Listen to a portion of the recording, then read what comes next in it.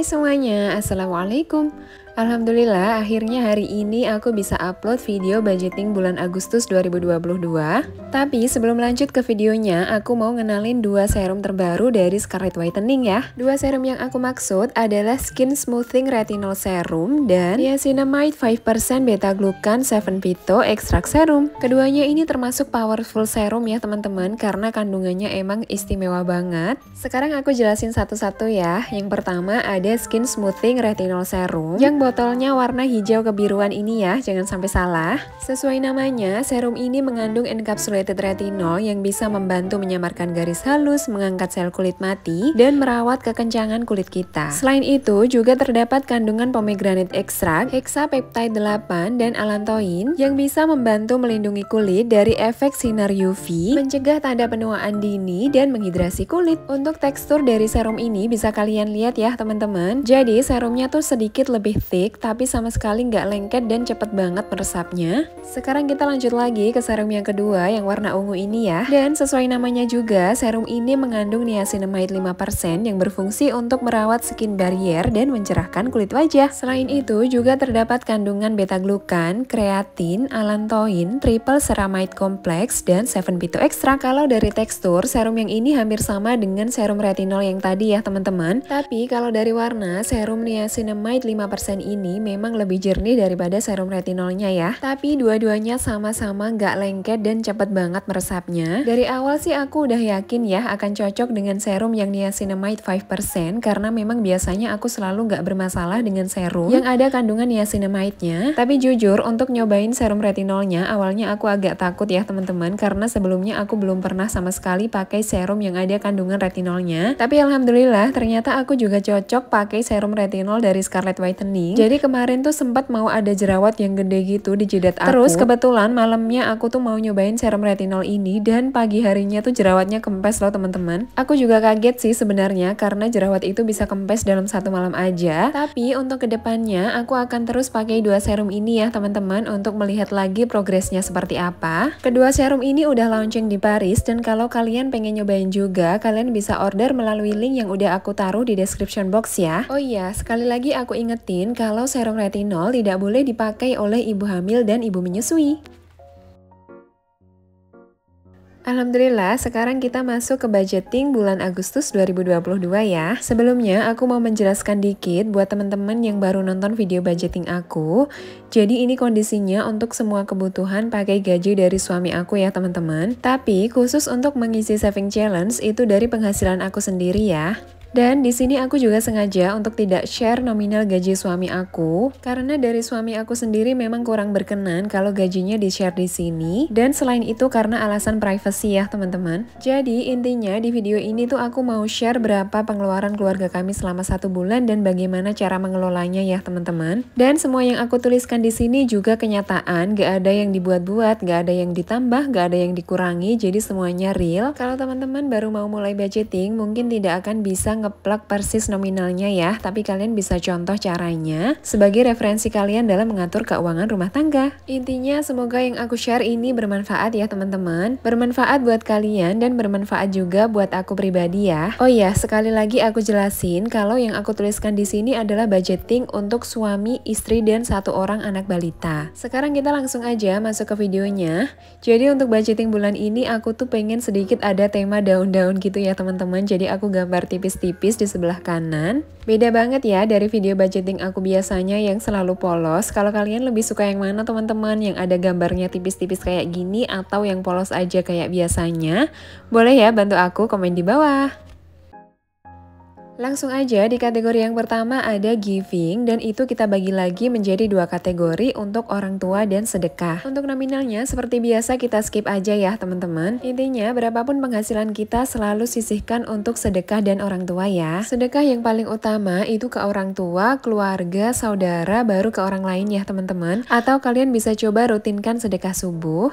Selanjutnya kita masuk ke kategori saving. Yang pertama ada tabungan rencana. Untuk nominalnya kita skip aja ya. Dari awal untuk tabungan rencana ini nggak pernah aku tunjukin berapa nominalnya ya teman-teman. Jadi untuk tabungan rencana ini tuh tujuannya untuk beli sesuatu yang nominalnya lumayan besar. Misalnya untuk tabungan haji, tabungan rumah, tabungan mobil, dan tabungan apapun yang jumlah nominalnya tuh lumayan besar. Dan tabungan keluarga kami sebagian besar juga dialokasikan ke tabungan ini ya teman-teman. Untuk tabungan rencana ini nominalnya naik turun ya teman-teman, jadi setiap bulannya tuh tidak sama. Dan ini sekaligus menjawab pertanyaan teman-teman yang biasanya tanya kenapa sih budgetingnya tiap bulan tuh beda, kadang 5 juta, kadang 5.200.000, kadang 5.100.000. Jadi kalau budgeting bulanan aku emang lagi naik nominalnya, berarti tabungan utama atau tabungan rencana ini akan turun nominalnya. Dan begitu juga sebaliknya, kalau budgeting bulanan aku lagi turun nominalnya, berarti aku akan menaikkan budget untuk tabungan rencana ini ya. Kira-kira kayak gitu ya teman-teman gambarannya. Semoga menjawab pertanyaan kalian yang kadang suka bingung kalau nonton video budgeting aku. Setelah tabungan rencana, ada tabungan pendidikan anak. Untuk bulan ini kami nabung 300.000. Untuk tabungan pendidikan anak ini kami tabung biasa aja ya teman-teman, jadi nggak ada tabungan khusus yang ikut program dari bank gitu. Selanjutnya ada tabungan untuk dana darurat. Bulan ini kami nabung 500.000. Yang terakhir ada sinking fund sebanyak 500.000. Lanjut ke kategori berikutnya, yaitu kategori living. Jadi kategori ini tuh untuk biaya kebutuhan keluarga kami selama 1 bulan ya teman-teman. Biaya untuk hidup lah ya intinya. Yang pertama, ada budget untuk listrik masih sama seperti bulan kemarin sebanyak 100.000. Sebenarnya kalau di YouTube tuh nggak terlalu banyak yang mempertanyakan budget listrik ini ya teman-teman, tapi beda lagi kalau aku upload di Instagram. Kalau di Instagram tuh orangnya lebih ganas-ganas ya, dan mereka tuh selalu protes kalau aku nulis biaya untuk listrik 100.000.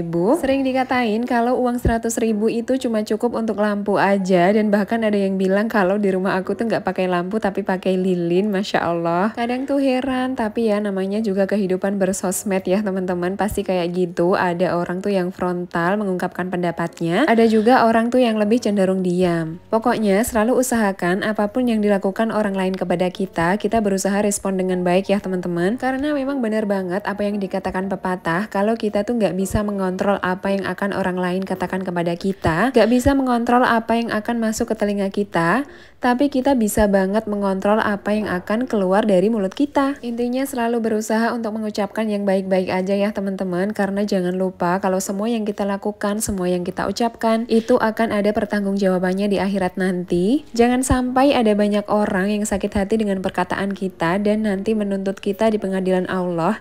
Itu ngeri banget sih. Sekarang kita balik lagi ke videonya ya, udah ketinggalan agak jauh.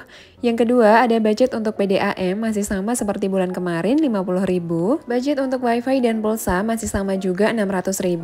Buat teman-teman yang belum tahu, jadi untuk budget wifi ini per bulannya 350.000 dan sisanya untuk beli pulsa aku dan suami ya. Selanjutnya budget untuk galon dan LPG masih sama seperti bulan kemarin juga 150.000.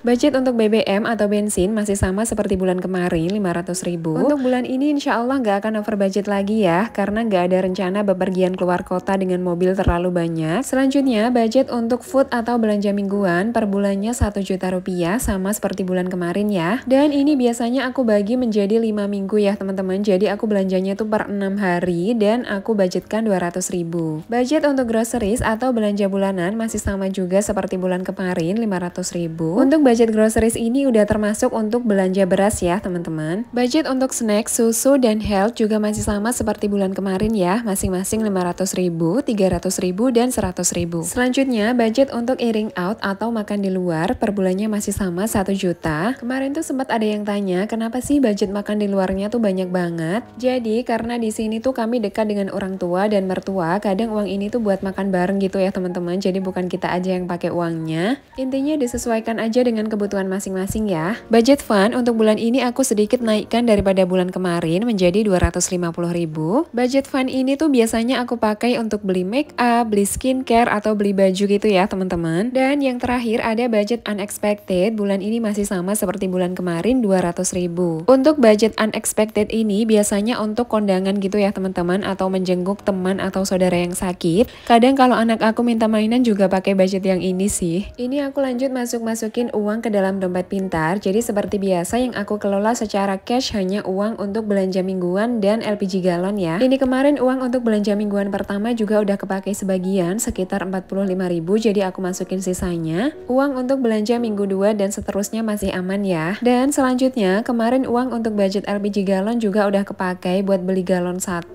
dan LPG 3 kiloan 2 tabung, jadi udah kepakai 60.000 dan sisanya 90.000. Oh iya, aku tuh lupa ya belum nyebutin total budget bulan ini. Jadi tadi aku udah hitung-hitung dan ternyata total budget bulan ini, bulan Agustus 2022 adalah Rp5.250.000. Bismillah, semoga cukup sampai akhir bulan ya, jangan sampai over budget. Amin.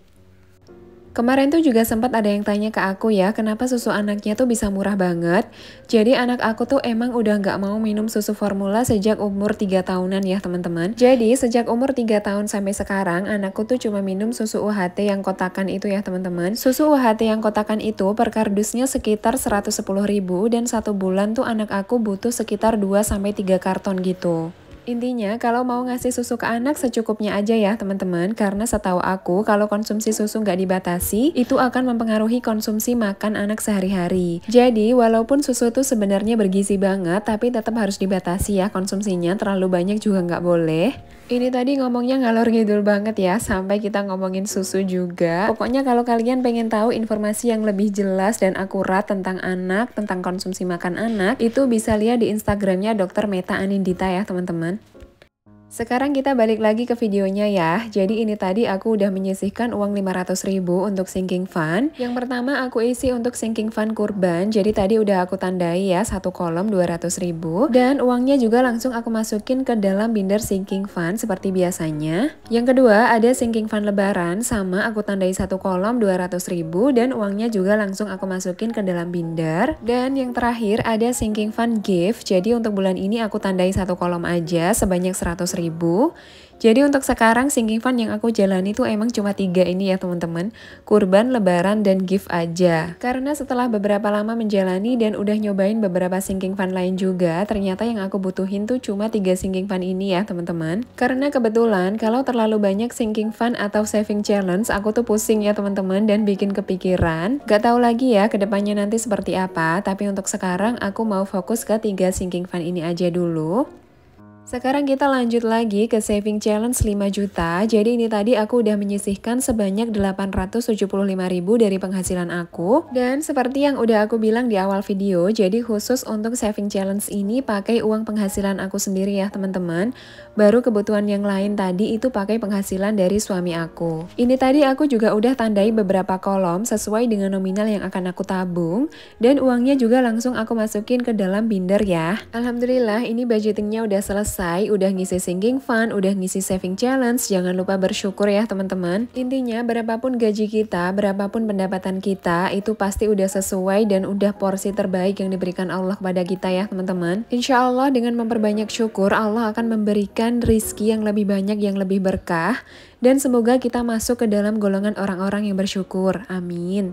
Nah sekarang aku mau sedikit jelasin tentang saving challenge aku yang baru ya. Jadi kalau teman-teman udah nonton video evaluasi budget bulan Juli, pasti udah tahu kan kalau saving challenge amplop aku 2022K tuh udah selesai. Buat yang belum nonton videonya, boleh ditonton dulu aja ya, linknya udah aku taruh di pojok kanan atas. Jadi mulai bulan depan, sisa uang budget bulanan akan aku masukkan ke dalam saving challenge ini. Cara menabungnya bebas ya teman-teman, jadi misalnya kalian bisa menabung dengan mengikuti angka.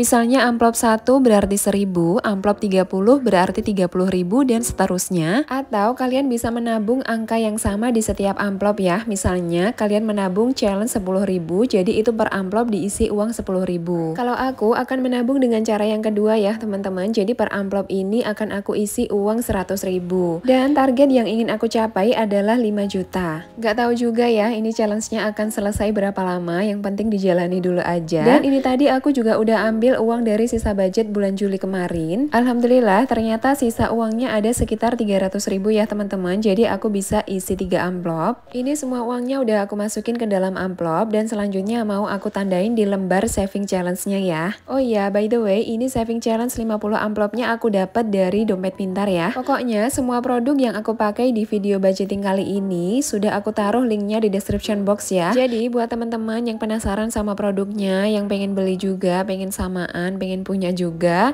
bisa langsung aja cek di description box aku, linknya udah lengkap ada di sana. Setelah mengisi 3 amplop saving challenge, ternyata masih ada sisa uang lagi sebanyak Rp4.000 teman-teman. Jadi uang yang Rp4.000 ini mau aku masukin ke dalam binder dulu aja. Nanti kalau udah Rp100.000 baru kita masukin ke saving challenge ya. Jadi segitu dulu untuk video kali ini, semoga yang aku share hari ini bermanfaat ya teman-teman, dan bermanfaat juga buat aku, amin. Aku minta maaf ya kalau ada salah kata. Seperti biasa, kalau kalian suka video ini, boleh ya bantu aku dengan cara like, subscribe, komen, dan share. Dan sampai ketemu di video selanjutnya. Wassalamualaikum.